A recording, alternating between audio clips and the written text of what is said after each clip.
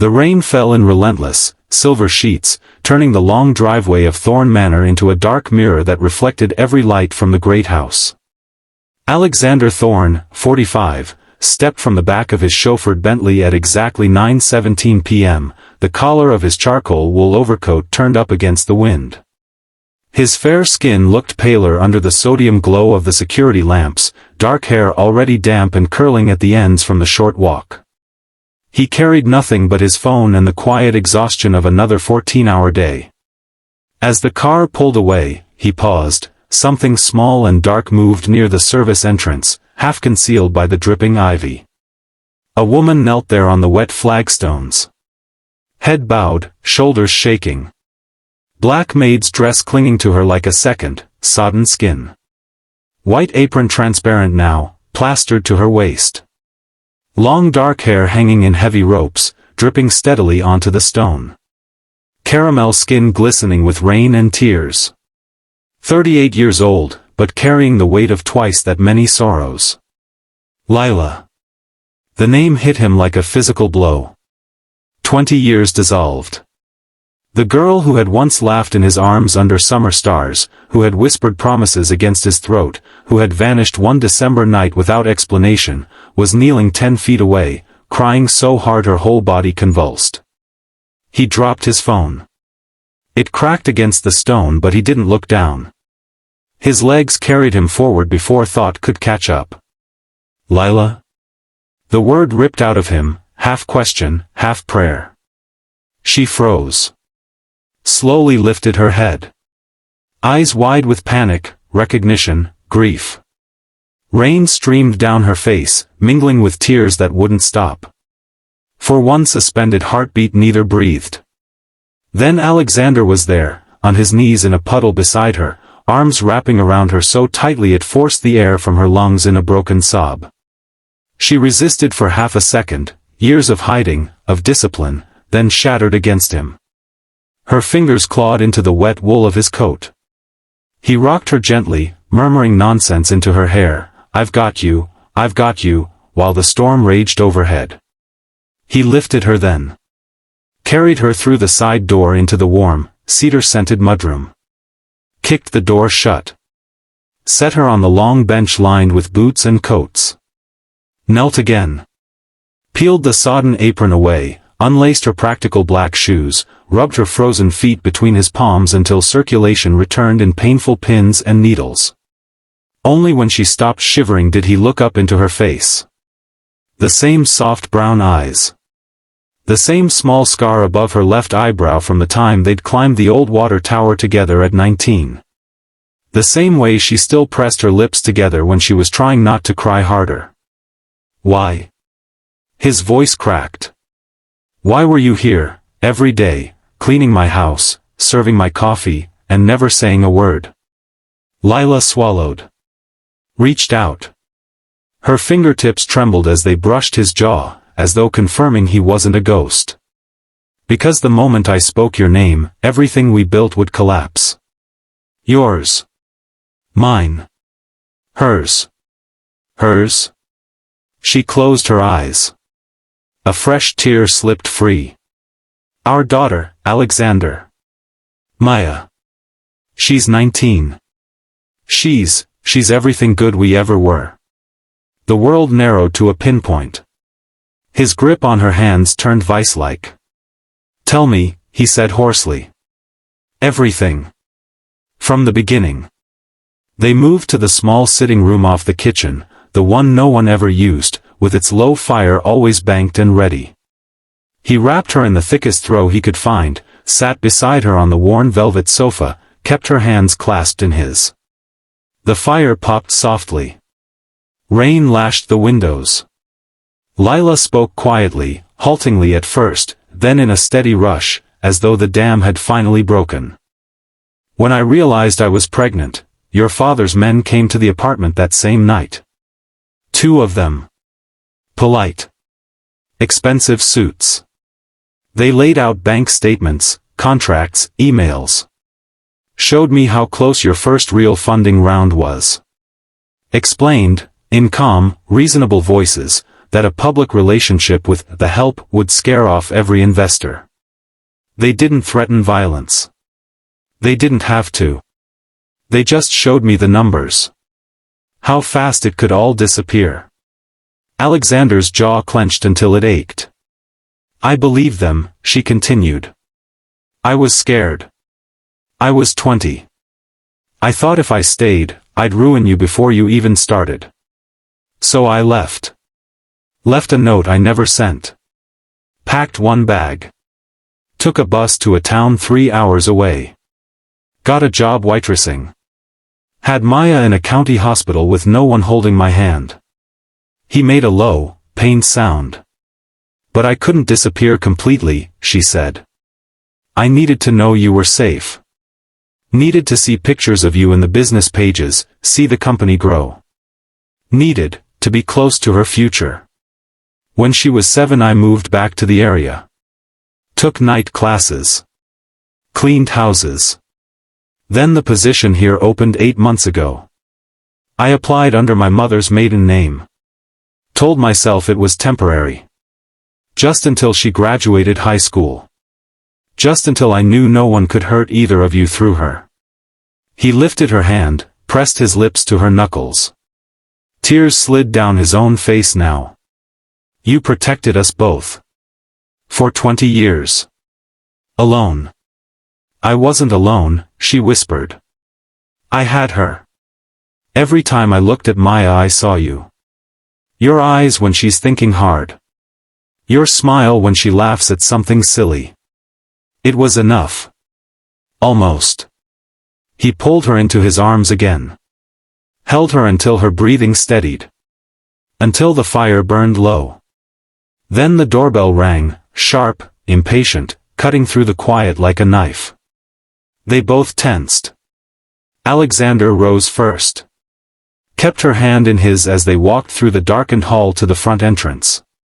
He opened the door a cautious inch. Empty porch. Only a plain manila envelope on the wet stone, corners already curling from the rain. He picked it up. Brought it inside. Tore it open with shaking fingers. A single photograph slid out. Maya, laughing on a park bench, earbuds in, sunlight catching the highlights in her dark hair. Unaware. Perfectly ordinary. Perfectly vulnerable. A typed note followed. She has your smile, Thorne. 25 million. Unmarked. Midnight tomorrow. Or the tabloids get the full story. Billionaire's secret love child. The maid who hid her for 2 decades. The paternity test results I already have. Your choice. Lila made a small, wounded sound. Covered her mouth. Alexander felt something cold and murderous settle behind his sternum. He folded the photo carefully. Slipped it back into the envelope. No one touches her, he said quietly. No one touches either of you. Ever again. They moved to the study. He opened the hidden safe behind the portrait of his grandfather. Pulled out files he hadn't touched since the funeral, old ledgers, names, dates, favors owed and collected. Lila added her own quiet archive, screenshots of anonymous bank transfers she'd intercepted over the years, recordings of hushed phone calls she'd saved on an old burner, copies of every tip she'd sent to regulators and journalists under pseudonyms. They worked through the night. Coffee. Painkillers for the headaches. Shared silence when words failed. At 4:18 a.m. he pulled her onto his lap in the big leather chair. Wrapped both arms around her waist. Rested his chin on her shoulder while they read the same screen. I dreamed this, she murmured. Us. Not hiding. Working together. Being, us. I dreamed of finding you, he answered, voice rough with exhaustion and something deeper. Every night. Every city. Every empty bed. She turned in his arms. Looked at him, really looked. Saw the boy she'd loved buried under the man he'd become. Saw the grief, the guilt, the fierce, unshakable love that had never dimmed. She kissed him then. Soft at first. Tentative. Testing. Then memory surged. His hand slid up her back. Hers framed his face. The kiss turned desperate, 20 years of longing, of nights spent reaching for someone who wasn't there, of mornings waking alone. When they broke apart they were both breathing hard, foreheads pressed together, tears mingling. "I love you," he whispered against her mouth. "I never stopped. Not 1 second." "I know," she breathed. "I carried it with me every day." Dawn arrived thin and gray. They had a name, Victor Crane. Former shadow operative for Alexander's father. Cut loose after the old man's death. Nursing a 20-year grudge. Quietly buying up every loose thread from the old days. Waiting. Alexander made calls, low, controlled, precise. Lawyers. Security consultants. Old allies who still owed him their careers. Lila called Maya. "Sweetheart," she said, voice steady despite everything, "I need you to come home today. Right now. Pack light. I'll explain when you get here. I love you. More than anything." Maya arrived at 3:42 p.m. Backpack slung over one shoulder. Gray eyes, the exact shade of Alexander's, wide with worry. Dark hair pulled into a messy bun. Faded band t-shirt under a denim jacket.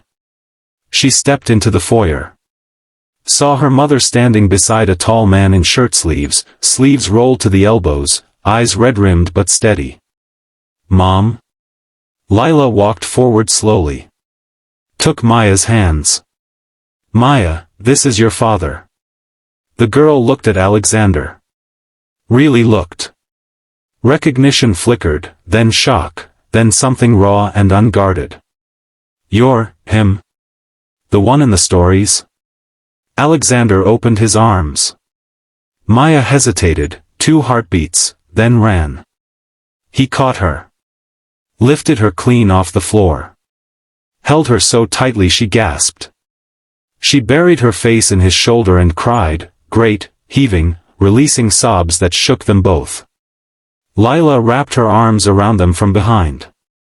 The three of them stood in the middle of the marble hall, crying together, laughing through tears, touching each other like they were afraid it would end. That night they sat on the covered terrace under a sky finally clearing. Maya curled against her father's side, sketchbook open on her lap. Showed him page after page, drawings of a man she'd imagined from her mother's quiet stories. His jawline. The way his eyes crinkled when he smiled. A portrait of him holding a child's hand, even though he'd never been there. Lila rested her head on his other shoulder. Fingers laced through his. Midnight passed. No knock at the door. No phone call. No envelope. Later they learned Crane had been arrested at 9:47 p.m., quietly, efficiently. Years of Lila's evidence plus Alexander's final push had closed every loophole. The threat was gone. Months unfolded like a gift. Alexander stepped away from daily operations. Delegated. Showed up for breakfast. Drove Maya to her art classes. Walked the gardens with Lila at sunset, hands linked, talking about nothing and everything. They married in early June beneath the wisteria arbor, small ceremony, wildflowers, Maya in soft lavender holding a bouquet she'd gathered herself. Vows spoken quietly, tears falling freely. When the officiant said, "You may kiss," Alexander cupped Lila's face with both hands, looked into her eyes for a long moment, then kissed her like it was the first time and the last time and every time in between. Every evening now they walked the same loop, past the roses, down to the lake where they used to sneak away as teenagers, back under the ancient oaks. Maya's paintings begin appearing in small galleries. Her laughter fills rooms that had once echoed with silence. And every night, when the house grows still, Alexander draws Lila close beneath cool sheets. Presses slow kisses to her temple, her eyelids, her mouth. Whispers the promise he first made at 19, now kept every single day. I'm never letting you go again. She smiles against his chest. Fingers tracing the steady beat of his heart. I know, she whispers back. I'm finally home. Their story spread quietly, whispered among friends, shared in late-night conversations, carried like a secret flame. It became proof that love doesn't always arrive with fireworks. Sometimes it arrives soaked and shivering, dressed in a maid's uniform, carrying 2 decades of silent devotion. Sometimes it waits in the shadows, guarding what matters most, until the storm finally passes and the light is safe enough to step into. And when it does, it shines brighter than any fortune ever could. If this story reached deep into your heart, if it reminded you that real love endures, protects, and always finds its way back, please hit that like button and subscribe. There are more stories waiting. Stories of quiet courage. Of second chances. Of hope that refuses to die.